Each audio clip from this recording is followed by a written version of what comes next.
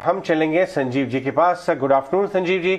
एक बार को आरबीआई की काफी कमेंट्री पॉजिटिव देख के तो मजा आ गया था और रियल एस्टेट, बैंक्स, ऑटो सब रिबाउंड कर गए थे, लेकिन टिके नहीं। आपने बाजार का रिएक्शन कैसे रीड किया Sanjeev ji?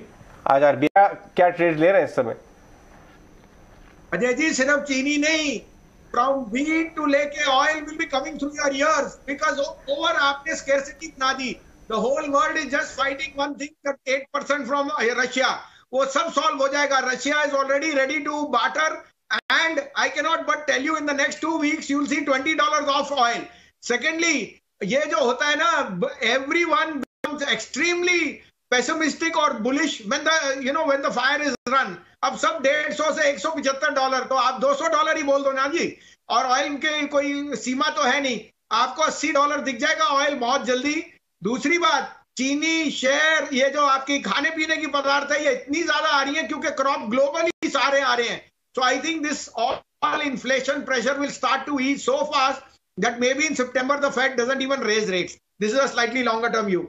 Now my first buy is, आंखें बंद करके लीजिए, हिंदुस्तान एरोनॉटिक। 76,000 का बजट आया, 76,000 करोड़ का।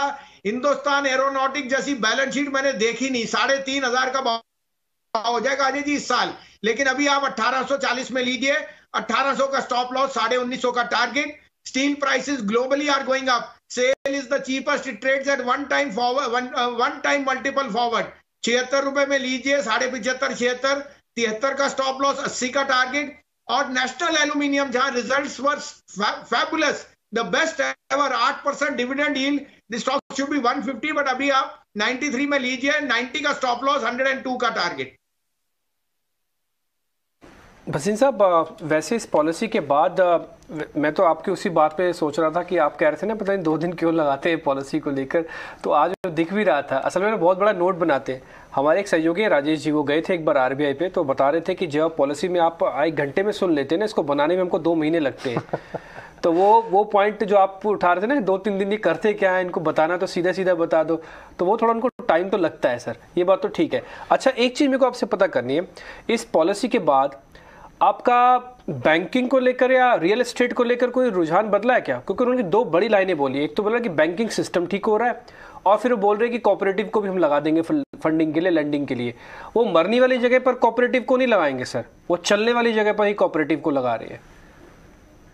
डिम्पी जी, मैंने ये नहीं कहा था कि 3 दिन नहीं, आप 3 महीने के लिए प्रिपरेशन करो, लेकिन शेयर बाजार तो आपकी एक वर्डिक्ट सुनना चाहता है। 3 दिन के लिए क्यों आप उठाव चढ़ाव रखते हो, जिसमें lot of the news flow goes up, and the market should be clean of volatility. That was my suggestion. It was not a suggestion on the intellect or the duration. Same is with the Fed. What happens is, these are such high flying gentlemen that they want a little bit of adulance. तो आपको उनको 3 दिन के लिए वो media और highlight, fade के आप देख लीजिए, एक मीटिंग से दूसरी मीटिंग पे कोई ऐसा फेड मेंबर नहीं जिसने ऊपर और नीचे रोज आके कहा नहीं और रोज डाउ को ऊपर नीचे कहा। सो ये क्या मेरे हिसाब से इनसाइडर ट्रेडिंग ही हुई ना, in a way, take it with a pinch of salt. आपको कैसे नो ब्रेनर है, वेल्थ इफेक्ट इतना ट्रिमेंडस है कि जमीन नहीं मिल रही, और इसी के कारण आपको बहुत ही बढ़िया रिटर्न मिलेगा। डीएलएफ, गोदरेज प्रॉपर्टी, बंधन बैंक 332 छू गया। बंधन बैंक लीजिए, आरबीएल लीजिए, बैंक ऑफ बड़ौदा लीजिए।